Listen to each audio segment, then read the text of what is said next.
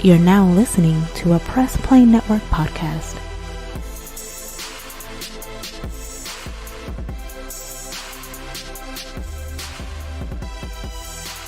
All right. Welcome to issue 84 of Nerd Flow.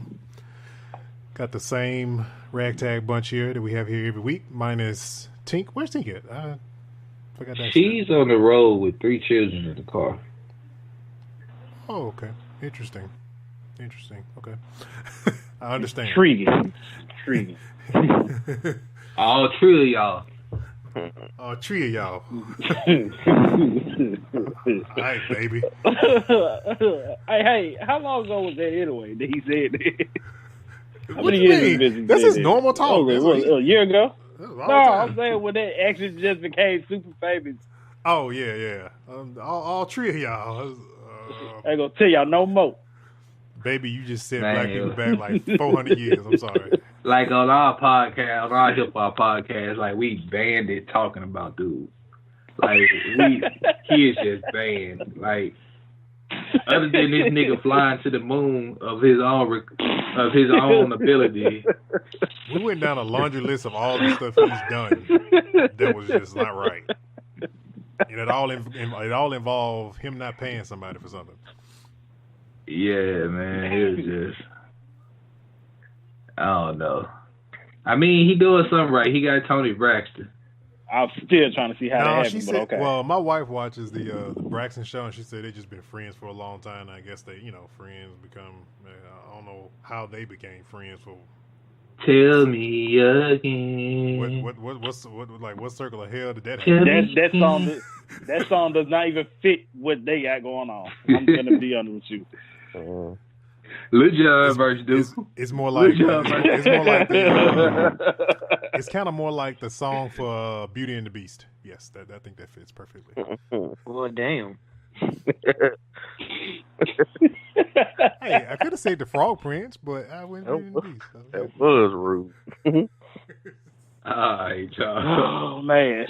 But yeah, man, if y'all haven't figured it out, this is a podcast all about nerding out on the most craziest nerd stuff from video games, anime, comic book stuff. We're all about nerd culture on the Nerd Flow podcast.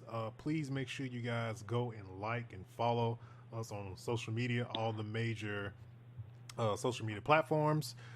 We are live on our Twitch channel, which is Nerd Flow Gaming, so go subscribe if you're watching on that or listening on that. Also, we are live on Twitter as well on our Twitter page. So if you Twitter people and you all about Twitter, make sure you follow us on Twitter. And we're also on our YouTube channel, so please subscribe. We do these type of shows, live recordings every single Sunday night around like 9:30, 10ish. Black people, so we always on time sometime, but that's how it go.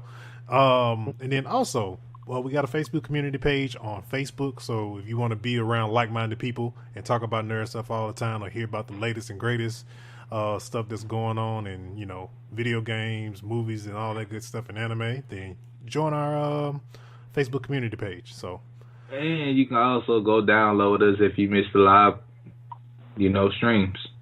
Exactly, and we're on all major podcast platforms: iHeartRadio, Spotify, just to name a few, Google Play, what is it called? Apple iTunes, SoundCloud.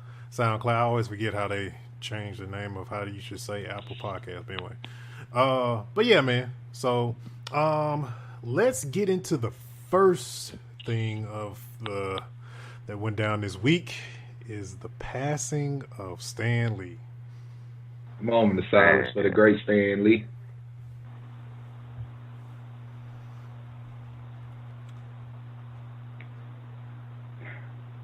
All right, now for me to address all you jackasses out there. Okay, wait. Are you talking about the thing with the funeral with Stan to the end, which is like that was so wrong? Like the him fading out with the Thanos fade out and all that, man. Come on, man. Respect. Come on, man. No. You want to talk about disrespectful? I got 2 words for you when it comes to disrespectful. Bill Maher. I'm about that. I know, but honestly, like, oh my God, I literally. I'm coming for Sam Raimi too. I don't care if you did create the Spider-Man movie. I'm coming for his ass. You can take him. You can take him. I got Bill Maher. Look, okay, so check this out. More people were hurt by the passing of Stan Lee than like any other like nerd savant or whatever. You know, like people probably just were like, "Oh man, Bill Gates died," or you know, Steve Jobs died. Like it wasn't no big deal. You know it. But Stan Lee wrote for generations of us, man. You know what I'm saying? And he devised something that would never die. He created something that would never die. So Stan Lee gonna live for forever because of what he created with Marvel. These characters are never going nowhere. So of course, you know, you got people like we all grown up with these characters. Yeah. And if it wasn't for Stan Lee, we wouldn't have had them. You have been inspired to do things that you didn't want to do. Like those superheroes and those comic books actually made people into real life superheroes. They were inspired by those comic book heroes. So it gave you a vacation from the world when you open up them comic books. So that's why I appreciate Stan Lee for what he's done. He gave us a reality that we all really wanted to be in. And when you say all of us worldwide, man, just look at the box office sales for any Marvel movie. It's like worldwide. People from other countries and stuff, they can appreciate Stan Lee. It's universal, man. Like you say, it's an escape. Some kids somewhere, that's probably all they get. They watch a Spider-Man cartoon and it brighten up their day. So for a person not to be able to appreciate the legacy he left behind, you need to take a look at yourself. Don't get mad at this man because he did something you would never be able to accomplish. No, man, I'm willing to say nobody will ever be able to, in comics and cartoons anywhere, be able to touch the entire world the way Stan Lee has. I mean, I'm pretty sure people kind of felt it was coming. He was 95 years old, but it don't take away the fact that it saddened a lot of people. Right. And then on the human side, like, the man really did love all his fans. Like, he really did care about them. Yeah. Right. And he promoted, like, he's just, like, the main reason he created X-Men was to shine a light that people are different. And you shouldn't judge people just because they different. He had lessons behind. Like, all the comics, like, they had lessons behind them. He used big words. Like, in his comics, he would use, like, different words just so kids would have to go look them up. Yeah. Like, while reading the comic book, so kids would have to look it up to see what the word meant. So, I mean, yeah, it's more to it than just a man who drew a guy climbing up a wall. Like, it was a lot more to him than that. Exactly. He had a DC cameo. The face of Marvel loved comic like superheroes so much that he went to their competitor and he did a cameo in one of their movies. That's what type of person he was.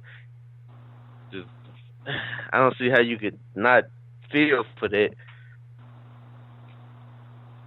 Yeah. So in other words, I'm sorry I'm finna say this to some people. If children listening, cover your ears. All you haters that's out there that had something crazy to say that seemed like we shouldn't have been upset about Stan Lee, man, fuck y'all. 2 times. Fair true, man. Yeah. Excelsior. Man, I wish I had a 40 right now. I'll pull it out, man. Pull it out for my man. I wish I had Just a think, y'all. right now at this point in Bill Maher's head. There are no, in all the Marvel movies that have not been made, there'll be no more cameos of Stan Lee. And like, that's just sad to think about. Now, he has them all the way up until Avengers Spider-Man. We're gonna sit here and say this for like after the next Avengers movie, and more likely after Captain Marvel, because I'm pretty sure he'll have a cameo on that. We'll see something of Stan in those movies. It just won't be like Stan Lee in person. It'll be something dealing with Stan though. So somebody said they had so many takes from the different movies that they could do a Stan Lee cameo or a voiceover shit forever. Huh. Yeah, I did hear more that. than one take. I did hear that like fans were saying like fans suggested like okay, since Stan Lee has passed away, the cameos now should be Deadpool cameoing in every single Marvel movie, just randomly. That'd be cool. That'd be funny. I like that. I kind of like that idea. Like Spider-Man swinging and Deadpool standing on flipping off a roof or something. Nah, let Stan have it. Let Stan be the guy that was in every. Let him be the guy that was in every Marvel movie. You know, I wouldn't even think about replacing him. Like, who was next to do a bunch of cameos? Like, no, there was one reason Marvel movies were special because you knew when you sat down to watch one, you was gonna look for that cameo. Yeah. But it would be hilarious. It is one person that could carry that torch on though, and that's Todd McFarlane. Because when he worked for Marvel, he drew a lot of those comics, and he wrote a lot of those comics too. So Todd McFarlane can, I'm not saying be the next Stan Lee, but he could be, continue what Stan was doing. Because if you look at his Instagram and at Stan Lee Instagram, he spent a lot in Stan Lee, like final few years, he spent a lot of time with Stan Lee. Indeed. So, now that we got the sad part over. All right. Okay, so we're gonna bounce back and forth a whole lot. Won't be going in no particular order. We're gonna touch on this particular subject I'm about to say like very, very lightly. We got the bonus show, Spittin Game, and we're gonna kind of go a little bit more in depth, talk a little bit about it a little bit more. So coming out this week, PlayStation put out that they will be pulling out of E3, so they will not be at E3 this year. And that's typically one of the big three gaming companies that that we look forward to seeing during E3 to kind of see what's going to be the latest and greatest games going to be coming out for that year, coming into the holidays or the following year. And that's typically the big, because Nintendo is not at E3. They do Nintendo Direct, which is via like YouTube and stuff like that. So they're not there. So it's typically always between PlayStation and Microsoft that are typically going head to head to see who's gonna like sway the gaming community as far as like either who's gonna have the best games coming out, and all that stuff. So any thoughts on why we think PlayStation is pulling out of E3? Because they don't have anything to announce. Yep. Not in a bad way, but I think they're trying to be tight-lipped about the PlayStation 5. We know it's around the corner. And just because PlayStation not at E3 don't mean people who distribute their games aren't going to be there. Like, PlayStation games are still going to be talked about at E3. It's just PlayStation themselves won't be there. But I think they're not going to be at E3 this year because they don't have anything big to announce. They already dropped their next gen, the upgraded console, the PS Pro. They already did VR. What else can they drop with the PlayStation 4 to make them have to spend all that money to justify spending all that money at a conference? And they don't have anything to show for it except here are the new games. You can get somebody else to do that. Like the companies that are distributing the games can go to E3 and be like, this is what we have coming out. And PlayStation don't got to spend no money to be there. Right, because EA gonna be there. Square Enix gonna be there. All those gonna be there. So Square Enix need to stay their ass at home. Anyway.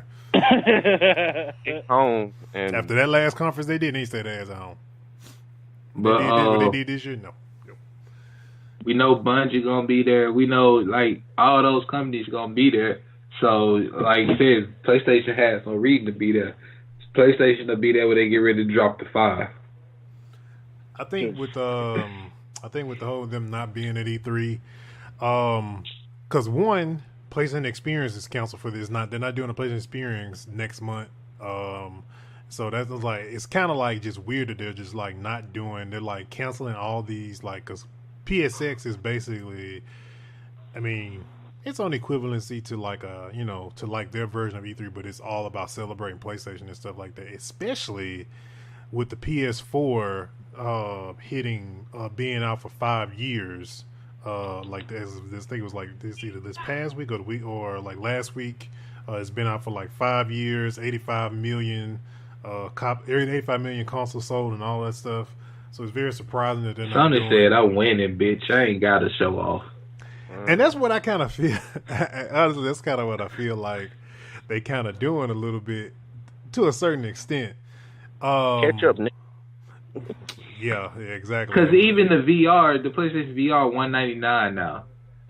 Yeah, you know VR is what I'm saying? $199, and you can also get a PS4. You can get a regular PS4 right now with Spider-Man with it for $199.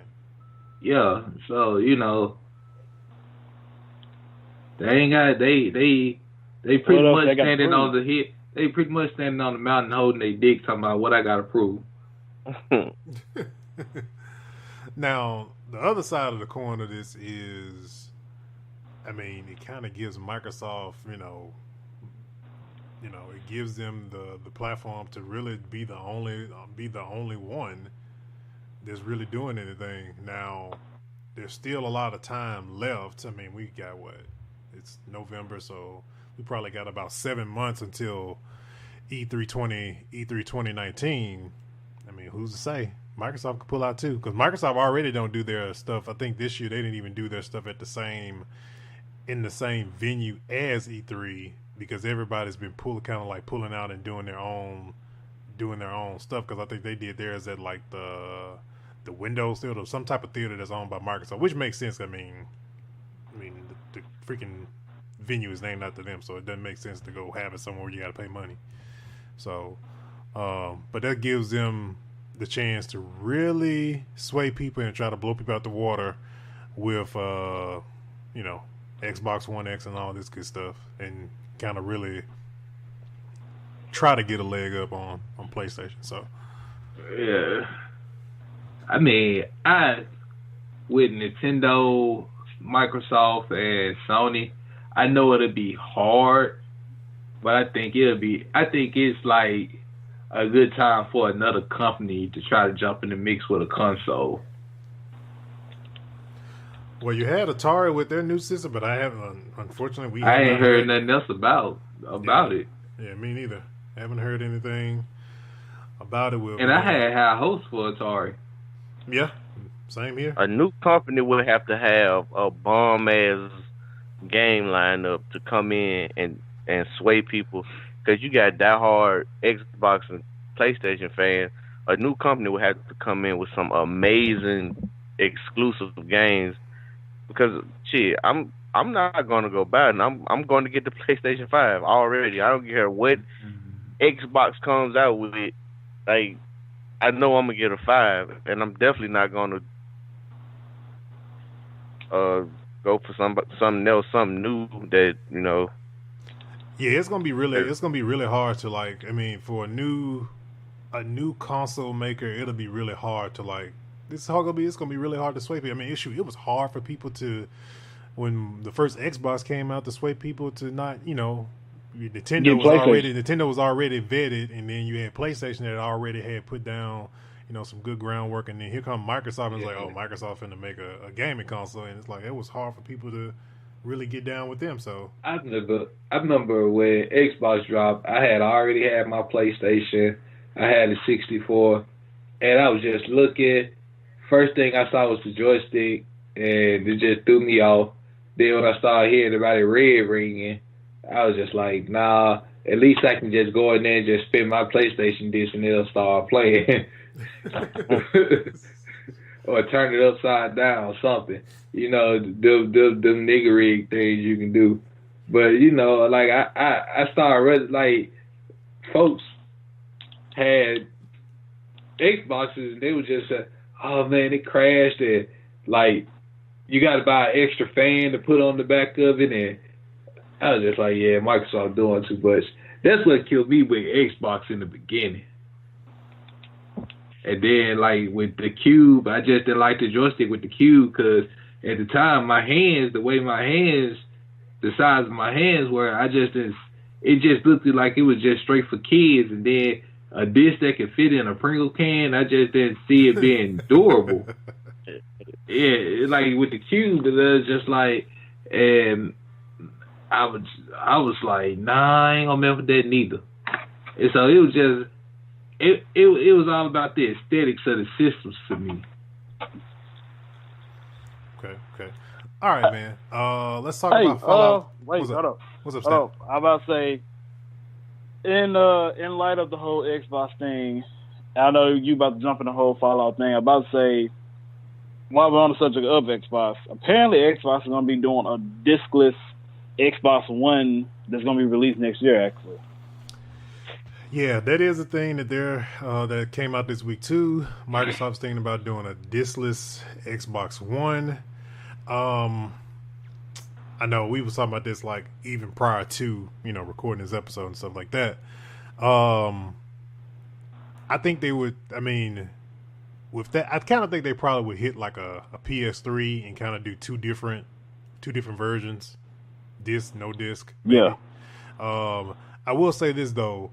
If they do a discless version of an Xbox, two things they got to do is, one, they're definitely going to need to double down on the library that is on Game Pass, and two, they would definitely need to bundle Game Pass and Live as one sole price.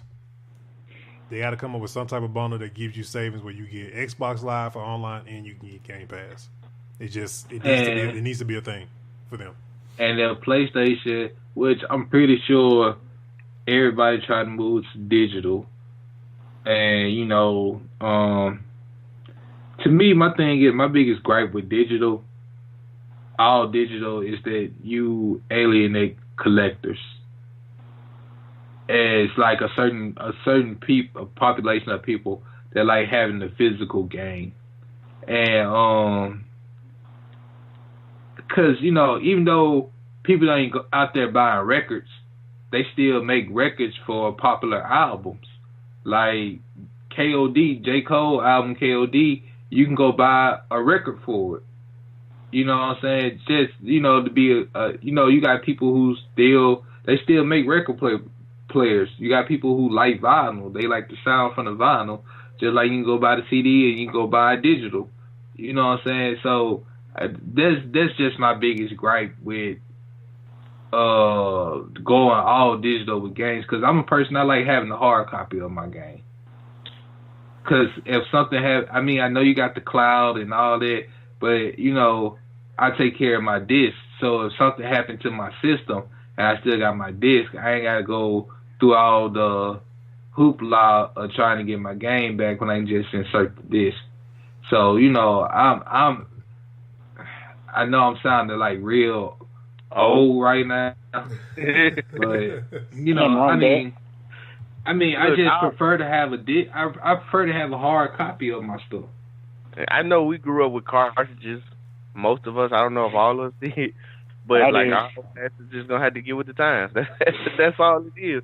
Because if Xbox and PlayStation say we're not making CDs anymore, what the fuck are we gonna do?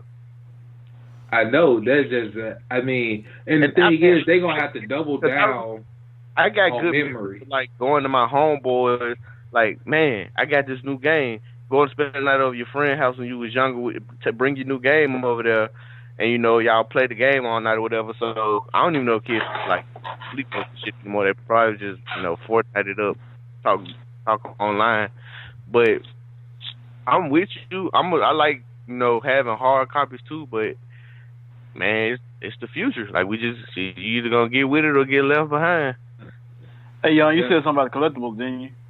Yeah, you got pre-order a game. Yeah, you got collector's editions of certain stuff. Like, if you pre-order a game on digital, there's no way you can get like a collectible set or something like that. You know how we get, like, we pre-order stuff at GameStop. We like get a tattoo or something like stuff like that.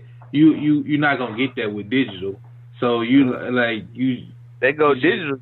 Say bye to GameStop. You ain't gonna be getting them anyway. You be saying bye to GameStop real quick if that is it.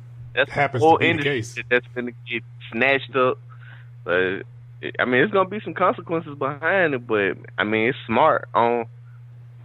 You don't have to worry about distributors. Like it's smart. Yeah, it's definitely a cost cutting measure for them, because it's like, you're paying for cover art and you're paying for an actual case and all that stuff, and like you said, like delivering it to the stores and all that stuff, and then at that point it's just straight revenue. All it is a file that's sitting on a server, and you can people download. I mean, and as far as collectibles, like some games now, even when you get digital copy, you get in-game collectibles. It's not like GameStop, you go there and you might get a little action figure or some little 4-inch action figure or some shit like that. But they do give you like digital rewards for pre-ordering stuff, so they can still do that. They probably have to up it a little bit for people pre-order. They damn sure have to up the memory on the systems. Well, I don't think that's going to be a thing, because like, okay, prime example, that PS4, the PS4 Slim that's on sale right now with Spider-Man for $199, hard drive 4 terabytes. So it's coming. Yep. And I guarantee the next generation they'll be able to make games, bigger games with less memory. So it won't take up as much memory on your game. They'll have to work out something, but I might need to try to go trade my game in and get me another one. We're just gonna have to get our old asses with it.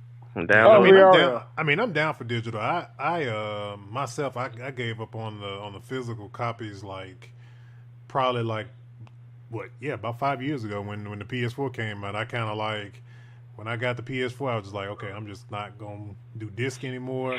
If it's just like a really good deal on a game that I want to get a hard copy for, prime example, WWE 2K19 Collector's Edition. I normally don't ever buy physical copies of that game when I buy it every year, but I wanted the Collector's Edition, so I went ahead, and that's the only like disc-based game I have. Because, but see, like had I, like me. Like when I got my 4, I started keeping all my games in the case, all that stuff, because you want to have like a display having your games up there or whatnot. You may want to display your stuff in a certain way, and have it like if I ever, like when I get my own place, I'm gonna put probably mount my PlayStation to the wall and all that along. You know how y'all see them setups. And have the little bookcase up there with all the game cases up there and whatnot. I mean, it's just something, like I said, it's aesthetics, just having the visual.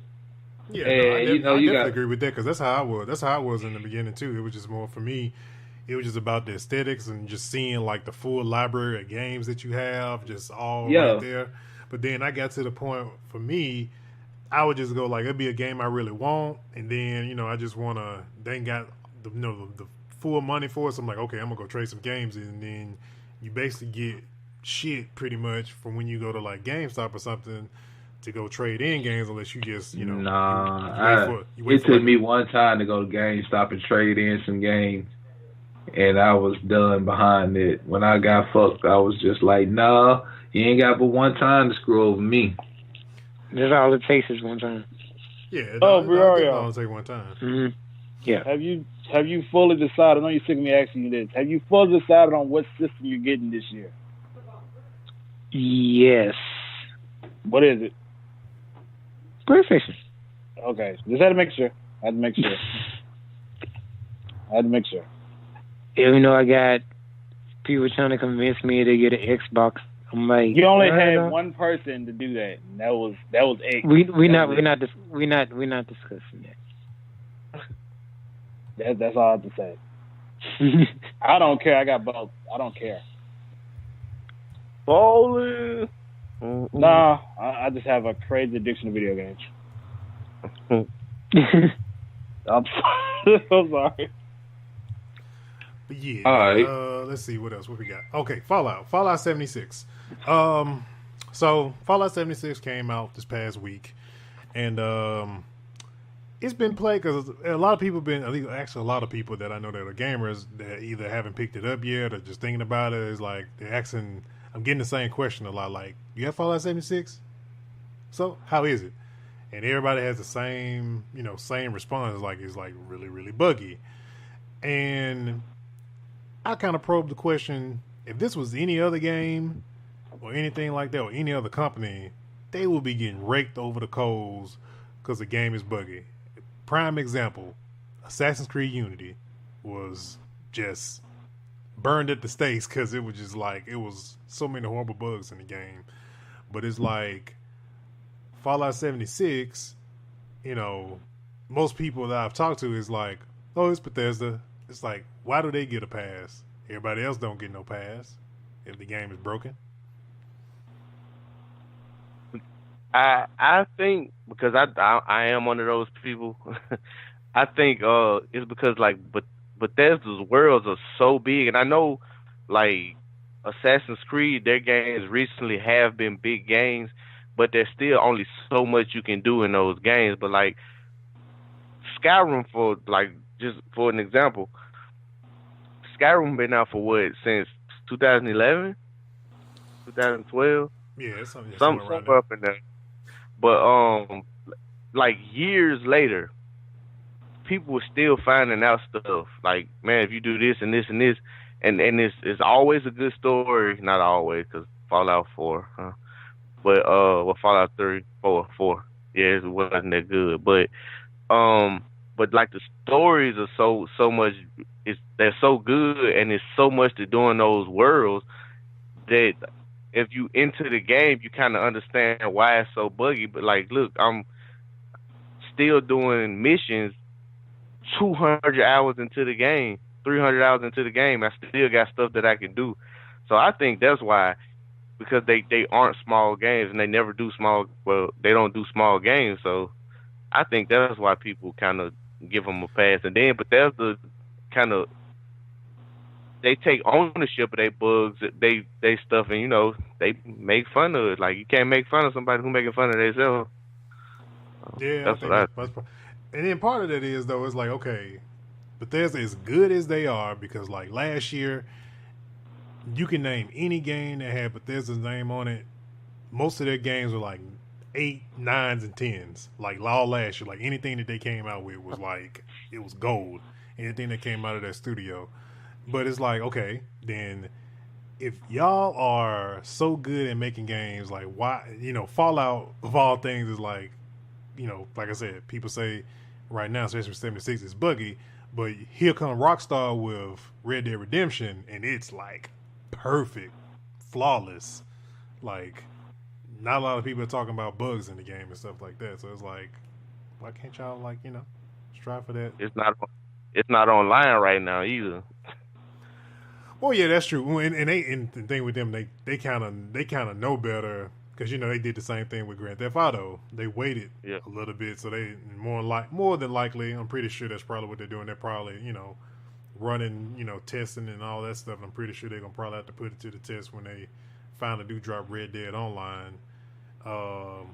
Because a lot of people say with like Fallout 76, a lot of people say, a lot of the complaints I've been hearing is like, it's not a lot to do, stuff like that. Just now, it's like, so it's like, I'm just wondering, like, was the game not ready? That's what I kind of feel like it was. Like, was the game not ready? Should it stay baking a little bit longer? I mean, they don't like game. They tried to make a Fallout game as a multiplayer game, and that's something they don't do.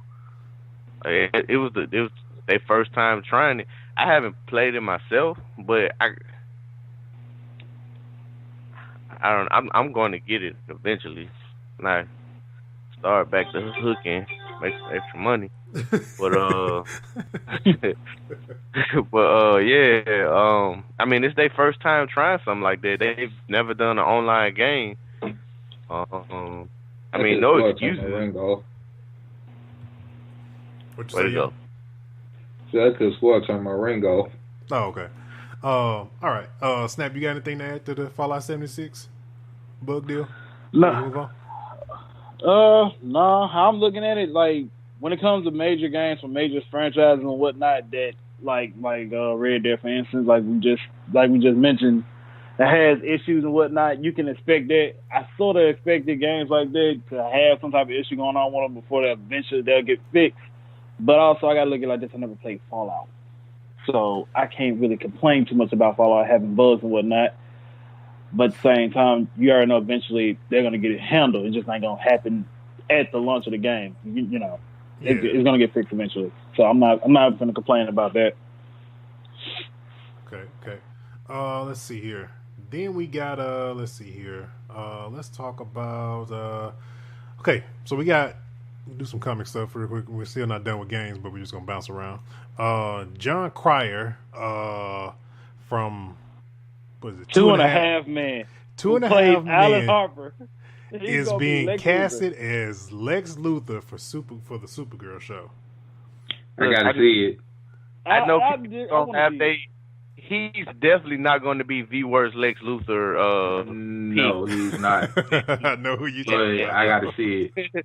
But I mean, I have to see it myself. But he is a good actor. Like, you can't take that away from him. He is a good actor. Yeah, and he played Lint. What was the guy's name? He played in one of the old Supermans. Really? Yeah, he was a Luthor in one of the.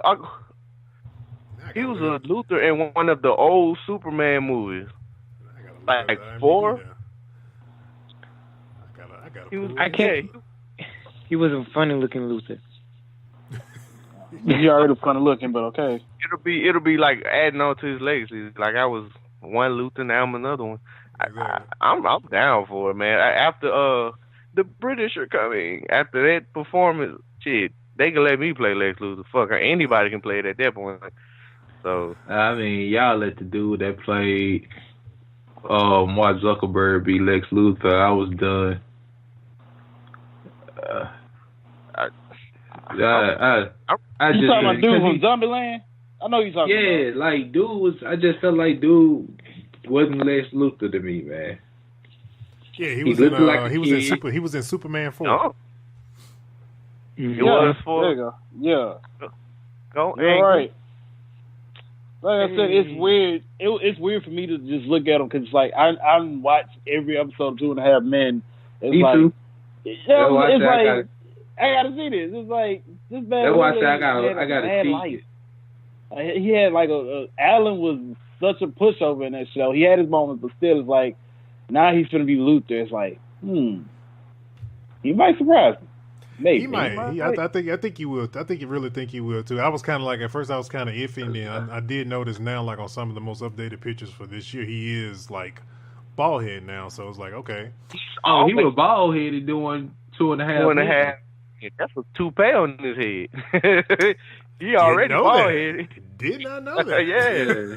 On the yeah, I noticed it. I should have noticed that because like every time it kept getting close to last season, he had lesser hair than he did before.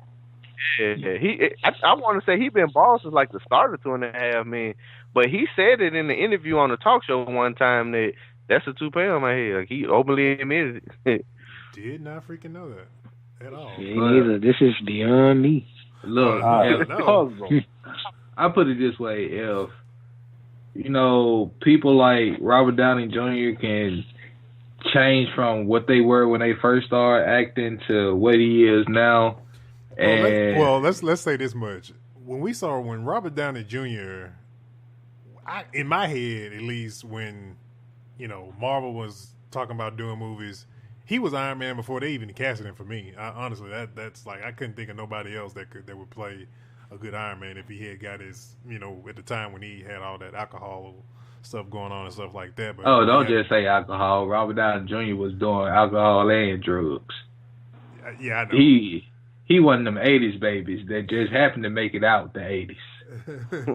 Yeah, so I mean, he was doing all that stuff. He was doing it. Yeah, he was definitely. But I think, like I said, I think with John Cryer, I really do think that he's gonna do. I think he's gonna do a very good job, and I'm glad that, like, with DC and stuff like that, I'm actually kind of glad they're kind of trying to double down on building a universe, because they kind of see that's kind of where they have the most potential at, which is with their TV shows and stuff like that. We got like, we got Batwoman that's gonna be in this crossover that's coming up in December, and recently on I think Arrow episode I was watching, they mentioned Gotham. They never mentioned Gotham by name, so they're slowly starting to incorporate this Batman universe into the fold and stuff like that. And we already, of course, Superman is already there on Supergirl and all that stuff. So it's like slowly we're getting, this large, vast world of the DC on TV. Gotta just let go of the movies. Like, I really think they should. I think they should just really just chill. Do these little, solo movies, Aquaman movies, stuff like that. Just do just stuff like that, stuff that's good. You don't have to necessarily build a universe. I mean, if you can come up with something good, fine, but just try to tell great stories like the Russo brothers told them before. Just try to tell good stories. That's it. All right. So we got Avengers 4. Avengers 4 has been noted will be 3 hours long. Man, that shit could be 8 hours.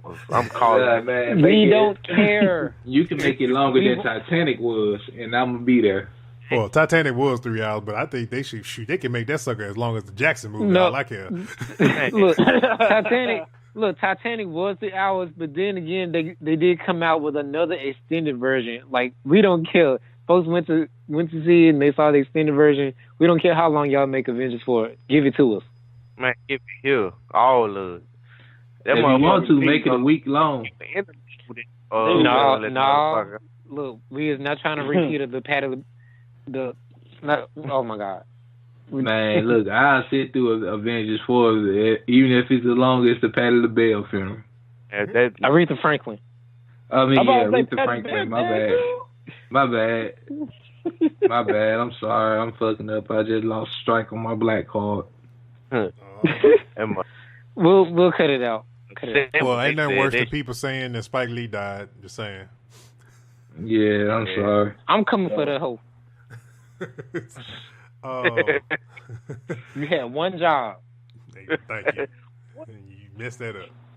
All right. Then we got Destiny 2 new what can you say? DLC dropping in weeks now in December.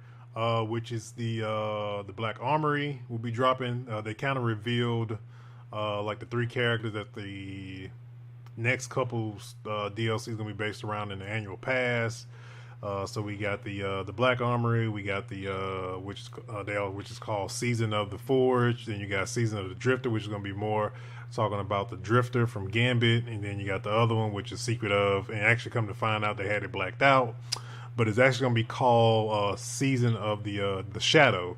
For those who've played Destiny or played like the first raid in Destiny 2, which is Leviathan, Callus, which is like an emperor in the raid, he hires guardians to become his shadows, which he kind of creates his own guardians and stuff like that. So pretty sure it's probably gonna be based around him. But yeah, so we got the Black Armory coming out. They haven't given a date yet. They said they're gonna do a Vidoc dropping the week after Thanksgiving, so we'll find out. They say they're supposed to start getting the Forge update on November 27th. Yeah, that's what they said. They said the Forge update is supposed to come out November 27th. So they're doing this a little bit different than normal, because it's like the 27th is supposed to be the end of season 4, and so it's like I feel like we have like this full week where we're gonna be in limbo before we hit the season 5. So it's gonna be a little bit. They're playing it a little bit different. I know like the December expansions have always, since Destiny 1, have kind of been like, because like Dark Below was received lukewarmly, and then Osiris was just a freaking debacle. So with this one, they really, if they can knock Black Armor out of the park, I think they're gonna be pretty good going forward. 'Cause I think a lot of people right now, even with Forsaken being so good, I think a lot of people still in wait and see what to come with the annual pack. There's a lot of people, grappling about, annual pass and what they're getting and not knowing what they're getting, which that's always is a conversation with any game that's coming out. I still don't know what the hell I'm getting with the Division 2. So, but yeah. I think they're in a good place though. I think they learned from Curse of Osiris and what was the one with Mars? Warmind was a step in the right direction, like completely compared to Osiris. Yeah, but this one they really, you can tell they really listen to what fans said in Forsaken, and they took it to heart. So I don't think they're gonna make that same mistake they did, at least with Curse of Osiris. Yeah, I'm thinking the same thing too with Black Armor, and I'm actually kind of glad that they leaving this one in particular a little bit in the mystery. They're not doing they're not doing the Twitch streams like they do like leading up to it, because I think there's a lot of people that don't want to be spoiled, and they just want to find and discover everything in the game and not kind of have it spoiled, or see armors and weapons before they discover them within the game. Because I mean, it's an RPG like shooter game, and you want to be able to discover that stuff, and that's all what the game is all about. So then we got Anthem. So Anthem showed off what they showed. Cause they've been doing like these. I follow them on Twitter, and so they've been doing like a lot of like behind the scenes like streams and stuff like that, just showing off different stuff. Like I think recently this past week they showed off like the javelin suits, some other stuff, like just showing. I want to say they kind of like it was just showing. Yeah, they basically showing like how you can. So I really don't want to do this because I talked about it earlier, but like a comparison, like how when you doing your character, when you changing the color schemes of your character and stuff. On Destiny, you just have to go with the shader colors, whatever you want to do, you can mix up the shader colors, but you still relegated to just those colors that they give you with the shaders.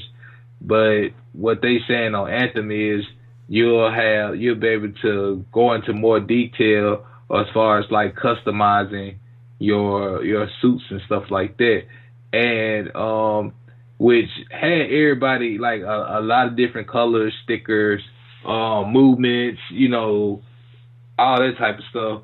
But which had a lot of people thinking they was gonna be geared to a lot of microtransactions, like they did in the second Battlefront game. But one of the producers said in the video that everything will be unlockable in the game. It will not be a heavy microtransaction game. If you want to grind it out to get everything you want to get, you can grind it out. If you want to buy it, you can buy it. But everything will be unlockable in the game. That's gear, weapons, all that type of stuff, which is a good thing. I mean, that's what blew Battlefront out the water, was the microtransactions.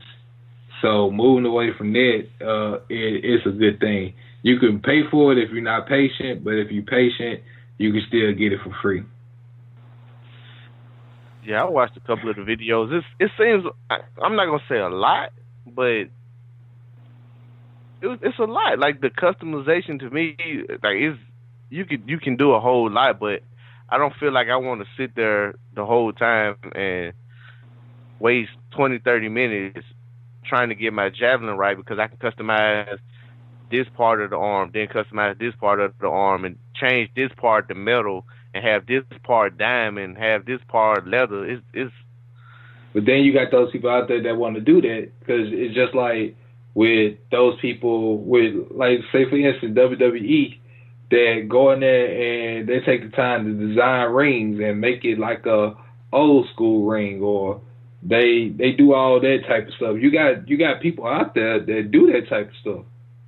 Yeah, you do. I'm saying for me, I want to buy the game too. I ain't talking about them. Shit. I think they probably may double down on like probably like different pre-made skins for the javelins. I kind of think I feel like them, because like just the customization part of it. Because I think I saw on a screenshot or something like that, they had like a javelin that had the N7. The Mass Effect logo on it. So I'm like, it's like for that, when I saw that, I'm like, oh, that sounds like y'all finna go like find some way to charge for skins or something like this. It's just like cosmetics. I mean, it's cosmetic stuff that ain't never hurt nobody. Yeah. And cosmetics is cosmetics. If you want to just like be different and look different, that's what I feel about like Destiny. I feel like if Destiny would like to do microtransactions, charge people for emotes and ornaments for their weapons, they'll make so much money from just doing just that. Don't charge for nothing else. Just that stuff. But I mean, we're back to Anthem. But yeah, with Anthem, I really think, I mean, for the most part so far, I'm keeping my expectations like really low with Anthem. Honestly, I want the game to do like really really good and stuff like that. But I'm just tempering my expectations like a whole lot. If you're a Mass Effect fan and like the mechanics from the last Mass Effect, then they say they took a lot of the gaming mechanics from the last Mass Effect and applied it to Anthem, which, I think Angry can, talk a little bit more on the Mass Effect because I didn't play the last Mass Effect. But,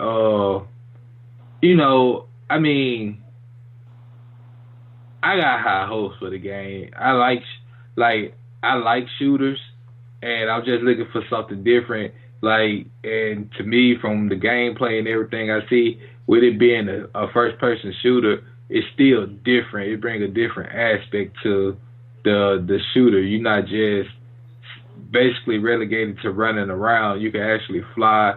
You can, go underwater, all that type of stuff. You're not just really running around, ducking and dodging. Right. All right. Let's talk about Devil May Cry. Devil May Cry is supposed to be joining the Castlevania universe. I'm feeling it. I dig it. I like it. Yeah, it definitely Why came do I out. always have to be the bad guy? Why you gotta be the bad guy? I feel like I disagree with y'all a lot. I don't like it. They don't fit. I'm sorry, like they both deal with monsters, but that's just like saying, to me, it's just like putting Star Wars and Star Trek in the same universe. Like, yeah, they're both outer space sci-fi, but that's where they stop. They different time periods. They are completely different time period. Like Dante, yeah, that's what I'm saying. They completely. One part of Dante is he's a cool ass fucking guy that drives motorcycle and shoots ebony and ivory, shoots dual pistols. There are no pistols in the Castlevania timeline. Not right now, anyway. And as far as I know, you've never fought a vampire in the Devil May Cry game. I'm thinking they gonna end up fast forwarding the Castlevania timeline to put it in present time with Castlevania. That's what I'm thinking. I mean, I want the same person who did. Don't get me wrong. The person who did Castlevania did a fantastic job, and I think they'll do a good job doing the Devil May Cry cartoon too. But to make them in the same universe right now, that means you would have to kill off Trevor because he's a human and he's not going to live until Dante is born, until they fucking make motorcycles and shit. And I mean, you'll have to kill off a whole character and a whole storyline that you got developed to try and make you fit with Devil May Cry. I want the same person to work on it. I'm thinking by the time the Devil May Cry series come out, they'll been did season 3 of Castlevania, which just allow the bloodline to keep going over those years. And with what's his name being a vampire, he can with him being a vampire, they basically immortal. So Trevor's bloodline can still be cross Dante. Yeah, can cross Dante, and they can end up teaming up some type of way to fight demons and vampires, or how they. It's all supernatural hell. Yeah, I was about to say, in a world where it's nothing but supernatural beings in it, anything literally is possible. So On top of that, you can create. It gives them a chance to create a big bad guy that they got to team up and take down. Right. So, Which like, would probably be the devil. And they could come across what's Phantom, that ugly bastard. Yeah, I gotta excuse me. I hate spiders. I really do. But yeah, I know that could be a monster. Yeah, they can come across that guy. A little mini sub boss to lead up to a big sub boss, like he just said, double. So. Yeah, I'm down with the. I mean, they did a Devil May Cry anime some time ago, so I mean, I'm down. Yeah, I watched the whole thing. Yeah, I'm down. I'm down to see another anime come out. I just want to wonder like how they gonna tie. How would they tie those two into each other? Unless it would be more of a thing where it's like it can still be the Devil May Cry universe. It could be Dante's father because we've never seen anything. We don't know a lot about him. The only thing we really know is about how him and Virgil got who they are and they've heard about him. Yeah, the whole thing with like we could meet like Mundus and all this other stuff, which is the main, really the main antagonist of the Devil May Cry series in the first two games. So it could touch on something like that, and just it won't be Dante won't be involved at all. It could be possibly just be his father, and knowing who Mundus is, but that all kind of like takes place in the same kind of realm of like Castlevania, and they're all kind of connected. So. That's another way to kind of see it. Yeah. All right, let's talk this Dragon Ball Super, yeah. So next month, it's already been leaked, but next month they're gonna be revealing what the new arc in Dragon Ball Super gonna be. So we know how after when Dragon Ball Super jumped off, it started off with, going after the Battle of the Gods arc, and then it went through the Frieza arc, just like the two movies did. But according to what I read, that instead of them going to do the Broly arc in anime form, they're just going to continue off from where the Broly movie ends. Spoiler alert. So it's going to start off with Goku, Vegeta, and Broly training together. And they're gonna get took my headphones out. Damn it! They're gonna get a message. They're gonna get a message from Mr. Satan saying that a mysterious group came to kidnap Boo. And when they get there to try to stop them from kidnapping Boo, they shoot the Goku and Vegeta with a gun that knocks them out.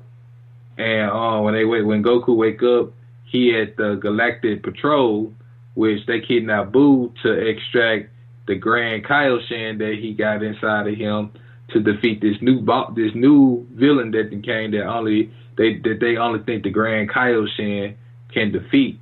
So we're finna go through this whole arc or whatnot of a different storyline. So there's no telling where they might go with it. But I'm glad they're not going to do the whole Broly movie thing in the anime, and they just going to continue from the movie.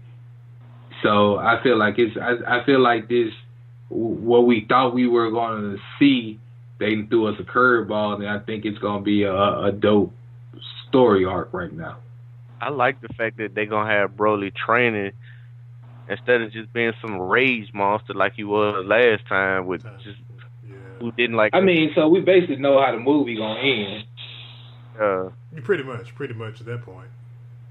Those bastards. But yeah, I like the fact that it seems like they're gonna give Broly some character development. Yeah.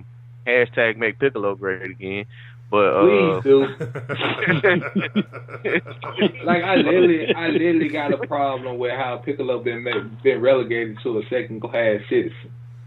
For real, and I mean we'll side table that, but yeah, I like that, and I like them throwing Boo in the mix. Maybe we can get another Kid Boo. Like I don't know when they.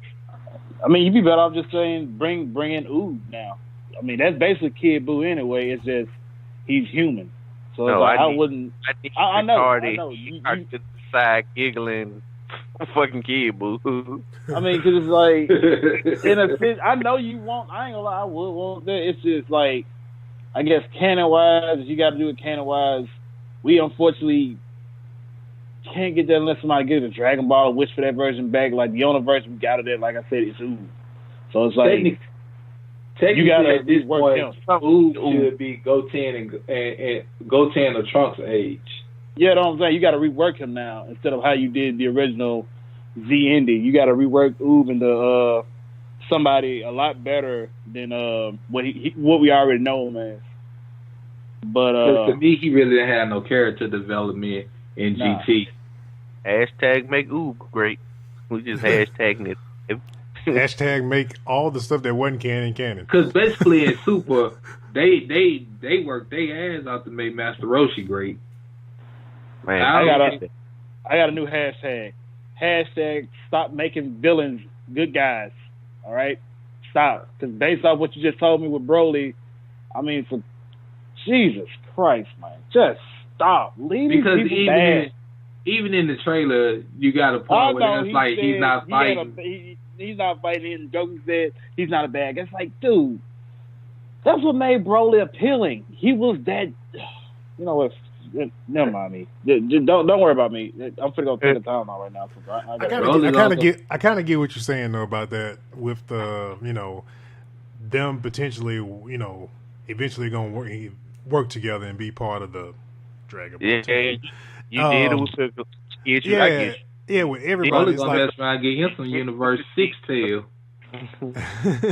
Yeah, but it's just kind of like there should be like one big bad that just there ain't no him joining in or anything like that. And we kind of thought that was Frieza because we know Frieza wasn't gonna stay good for long. He wasn't even good then. It was just a survival technique. Yeah, exactly. He had to do what he had to do to live. Yeah, so Frieza is kind of that. Is almost kind of that person to a certain extent, but it's kind of like So my question is, okay, will they incorporate Cumber some type of way at some point to be a character? Because Cumber, well, from what I understand, Cumber is specifically a Dragon Ball Heroes character. Hashtag bring Raditz back.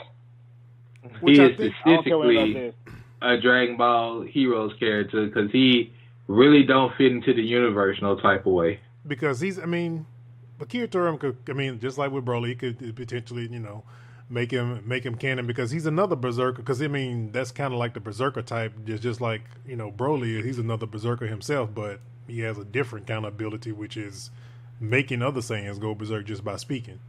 So I think he would be a super really interesting character to be, like a big bad for Dragon Ball characters, especially to see him go against Broly.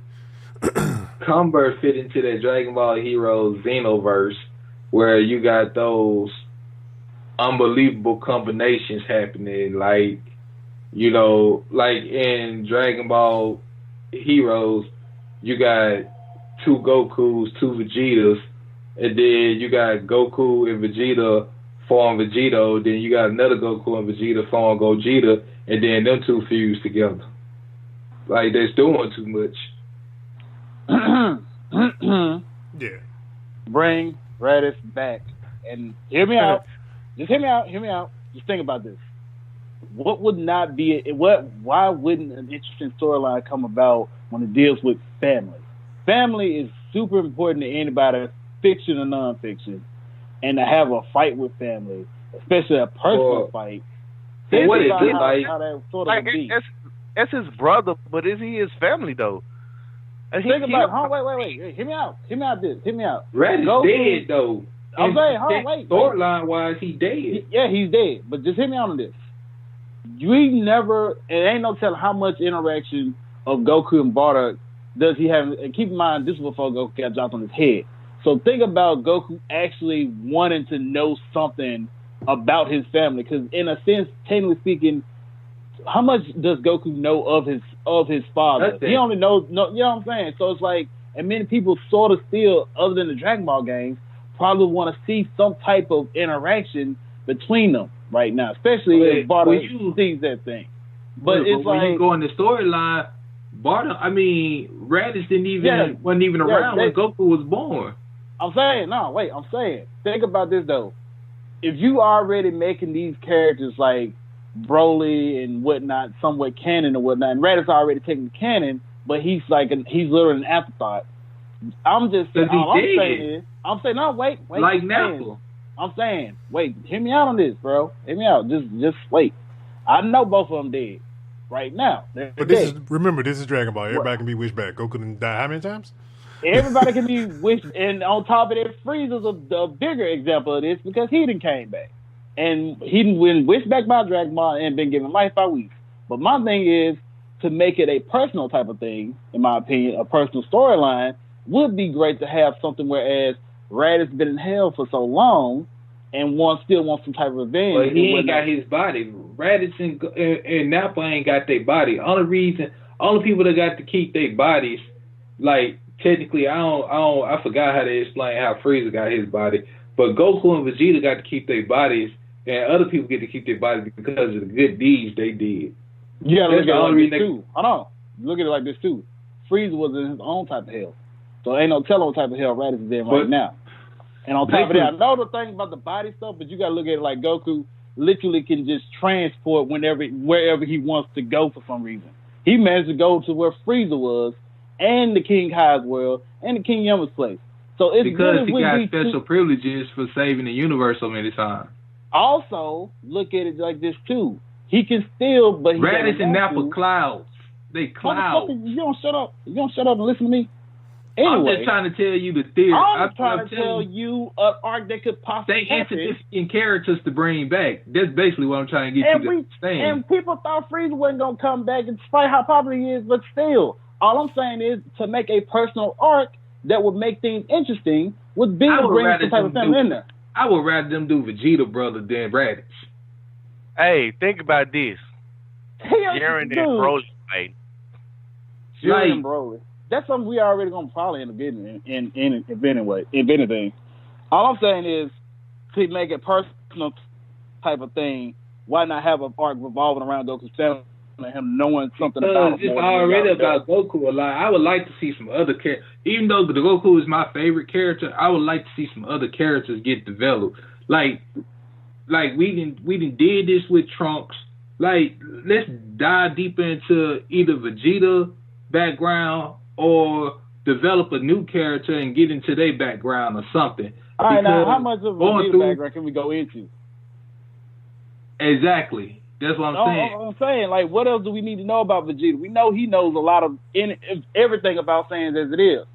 Okay, so it was other powerful saying. Bring somebody back that's gonna spook the hell out of Vegeta. Who else that's been out in the universe that just ain't made their way to Earth? I'm saying, who else can we spook? Who else can spook? Create a character. I don't think I know who can spook them other than beers is worms. And that's about it. Unless you want to create a villain that was a gigantic worm in which he'll see and run away. That's the only thing I can think of that can spook Vegeta right now. And then, like I said, we could develop Piccolo some more. Like, hell, we still ain't seen a real Super Namek. That's the thing about Piccolo. Everybody wants that. We all want Gohan to be better than what he already is. We won't go to the Trunks to be better than what they already are. But are we getting it anytime soon? Nah, we ain't. It's the Goku show. It's the Goku show. That's what I'm saying. Since it's still the Goku show, you might as well sit here and do that little personal rival thing I was telling you about. No, to me, that's going backwards. Because Bardock dead, Raditz dead, Nappa dead, they all dead. Nobody cares about Nappa. I didn't say Nappa. I said Raditz. And then the thing is, nobody really even uses the Dragon Balls no more. It been stopped being about the Dragon Balls a long damn time ago. I'll give you that. That is true. They only use it nowadays for just convenient purposes, not to make like great wishes that's like he makes. Like, what villain out there be like, oh, I want to bring Raditz back? Hold on, wait. You're not catching my drift. Why was Goku like, oh, I want to bring Raditz back? I didn't say bring Raditz back. I'm saying find a way to bring him back. You ain't got to sit and make why? Give me the reason. What character would bring? For what reason would a character in the show bring Raditz back? If you can explain me I didn't say a character bring Raditz back. I said find a way to make Raditz come back. How? That's what you're not understanding. Well, Give if me you a logical way up, out. I can tell you. Thank you. You didn't explain this. You didn't explain this. You won't give me a chance to say anything. You're not giving me a chance to say anything. I gave you plenty to say. No, you didn't. Because you're still talking. So shut up. As I was saying. I'm gonna let you make it. Oh, you are? You're gonna let me make it?